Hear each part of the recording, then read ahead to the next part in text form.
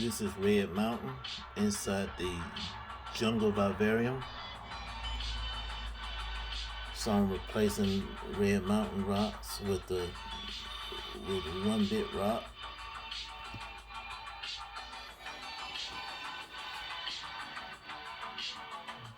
This is gonna be Red Mountain. So I'm gonna go with this rock here. This is gonna be the new Red Mountain rock in the jungle vivarium. I'm gonna remove these rocks and put that rock inside of there, inside of here. So we'll see what this turn out like.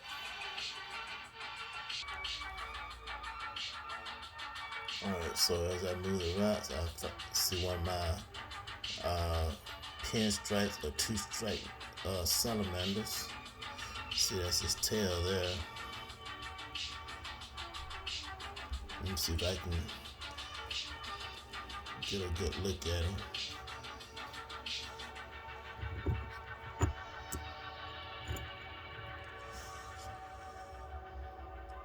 I hate disrupting their homes like this.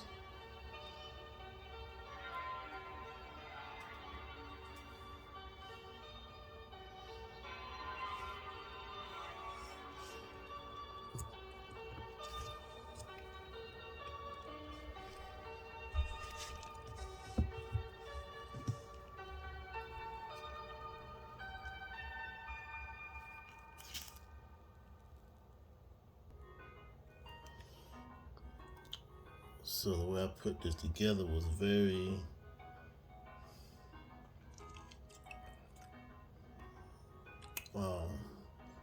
very unique with my engineering skills. Laid the foundation on this very well, where all these rocks on top of each other was placed just right where they wouldn't fall, wouldn't collapse when the salamanders and the other creatures climbed on top of it wouldn't fall. To disrupt this foundation like this, and where they'll make things that make homes out here, could be very, very difficult. Some of these rocks might have to stay. We'll see what we can do.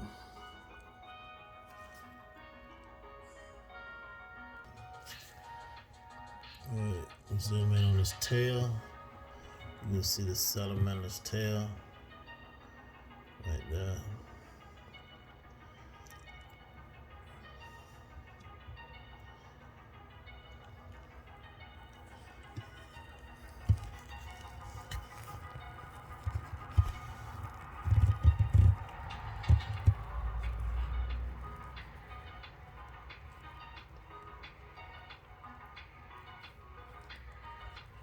There we go.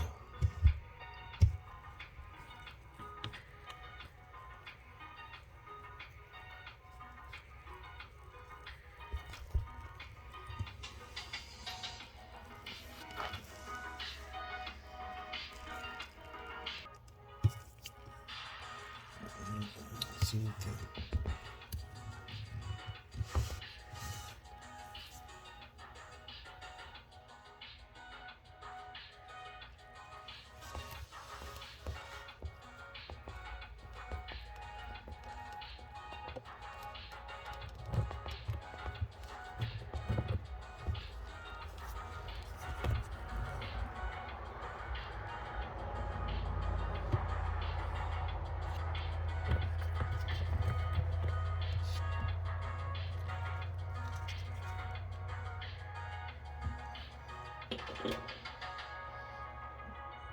Be careful of spiders and centipedes in here.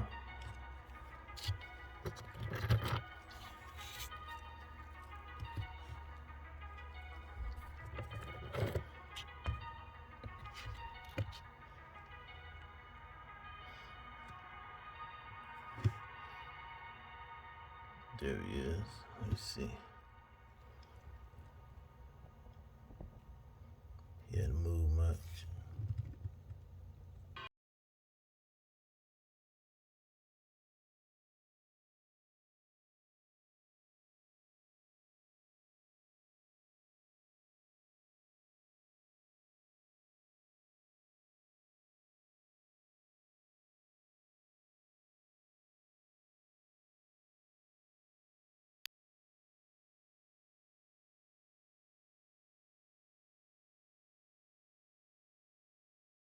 rock as a new red mountain implemented on this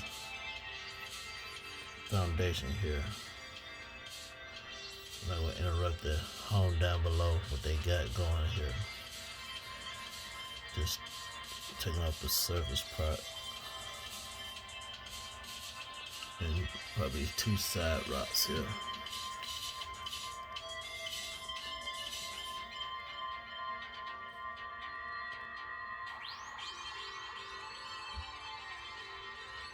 Yeah, this salamander you don't see come out often.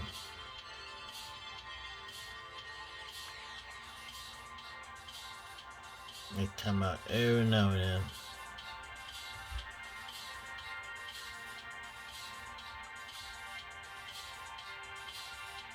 Alright, so I'm going to reconstruct this and I'll be right back. Alright, so in moving the rocks, you see how the soil is very saturated in this area.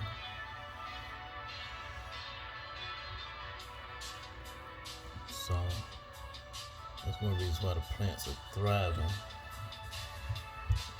However, it's enough moisture here. Got a little mold right there on the moss. I see some mold coming on this moss here. Kind of grayish white. So I gotta put some more isopods in here. Evidently my salamanders ain't eating them. So I don't see them no more. So what I'm gonna do is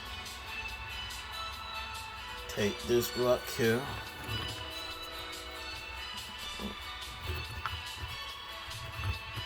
Lay it flat over this saturated part.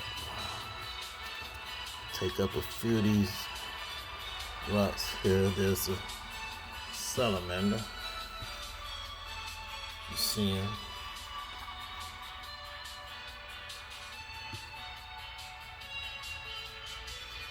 So I'm gonna try to reconstruct part of this foundation with the web point he can live comfortable underneath everything like he was before. Not gonna reconstruct all of it, just some of it.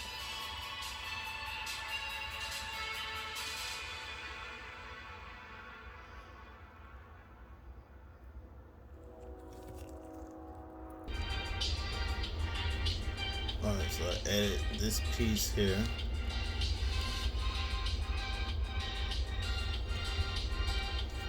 Added this piece here and just raise this one up a little bit. Made a few little adjustments there. There's a salamander's tail. Matter of fact, put the big piece in. Alright, so I got it in now.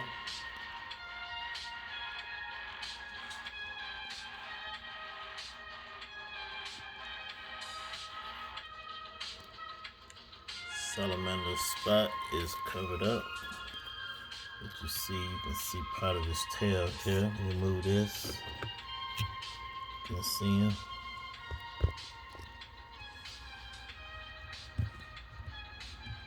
It's part of his tail right there. So let's go cover. Put a rock over there and cover him up. I'm gonna get a bigger rock, I think. Yeah, I do that. Okay. Use this one.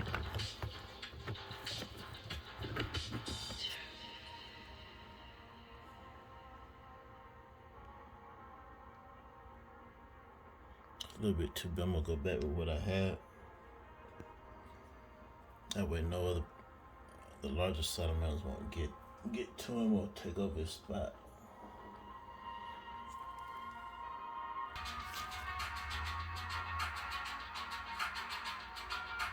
Alright, so it's all set. I planted 2 plants. This fern and not sure what this is. And I found out in a while I was getting the rots and stuff. So this vivarium is very moist.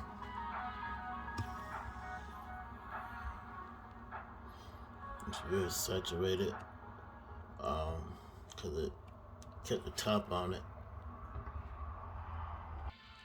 So I'm gonna leave the top off of it for a while. Just keep the glass top off of it. Just keep the wire top open where it gets some fresh air out a little bit. Draw some isopods in here as well. So one reason I know it's very wet is this stick I have in the background. You see that's holding up the other thing. If you see the color at the very bottom of it is moist, while the top part of it or the upper part of the stick is dry. This part is moist. So that's how I know it's very saturated and I got that wet. And the moss here done turned white. It's probably a mold or something. So I'm gonna drop some isopods over in here tomorrow. And leave the top up. One reason I know it's very saturated in here. This potato been in here for about months for the crickets to eat. It has not molded. So I know it's staying very moist. So the centipede is hanging around this potato to catch crickets. And put it back right here. So the centipede, this house centipede is very smart. So he hangs around this potato to catch crickets and other things that eat potatoes and stuff. And he captures them. He lives right up on the potato, which is, see if I can get a picture of him for you. Alright, so I wasn't able to find the house centipede. Very smart, very elusive, and very fast. So I set the rocks underneath the big one. So I set the foundation with the smaller rocks underneath it. Kept the foundation at the bottom pretty much intact, and then on the front and on the sides made a few small adjustments. Some minor adjustments here. Got it set just like that. So this is how it looks. Alright, so I'm gonna pretty much let this one be.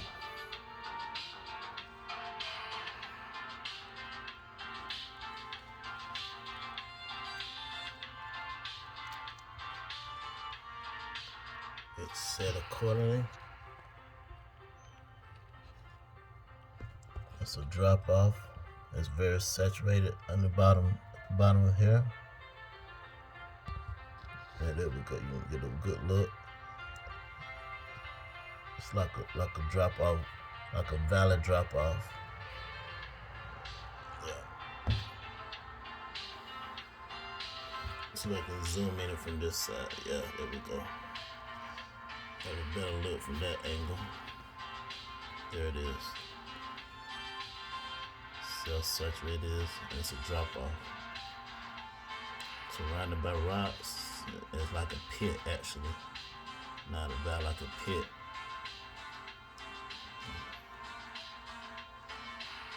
So this one does not need any water for a very long time.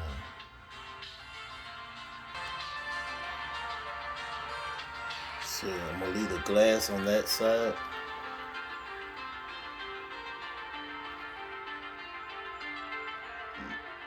Leave the glass on that side, and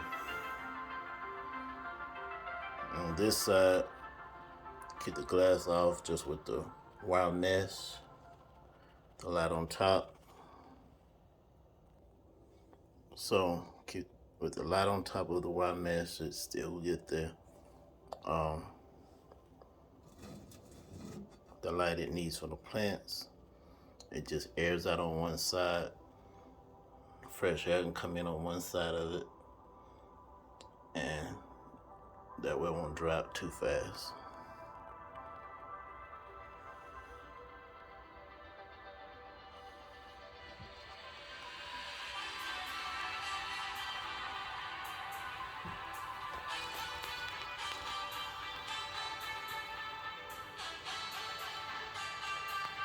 I redid the water and the rocks so they can go up.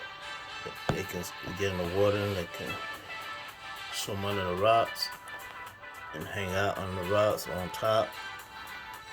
And that's how it looks.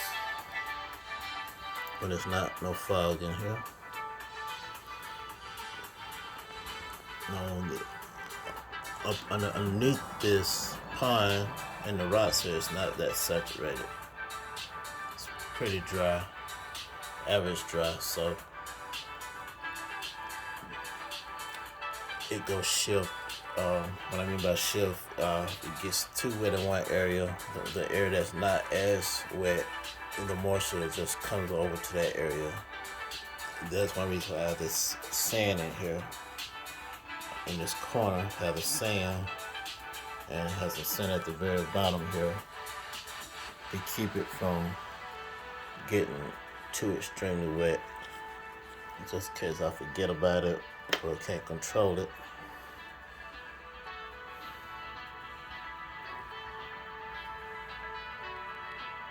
But I do see some mold, so I definitely got to drop some isopods in here tomorrow. See that white area right there underground? It's mold. So I gotta get me about 20 or 30 of these guys tomorrow and drop down in here.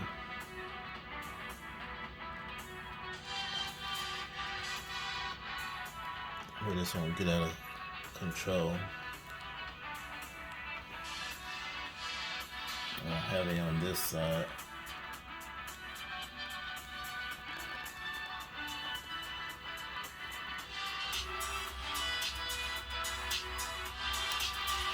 Just see on the back side of here.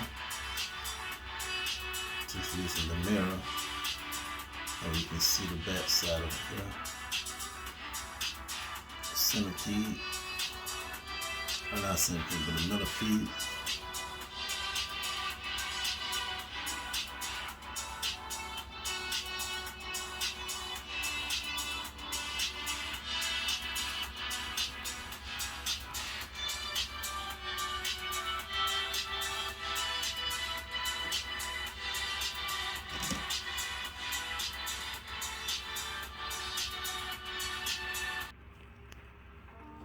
So this is the back side of here.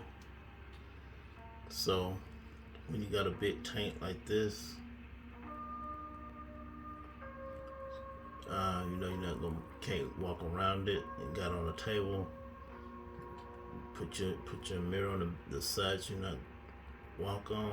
I mean you can't walk on.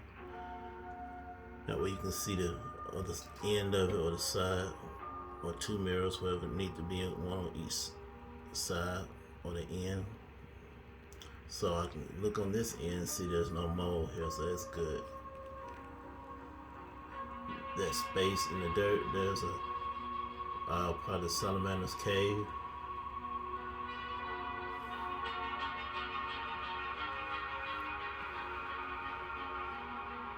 And these are all the caves right here. Use the plastic. There we go.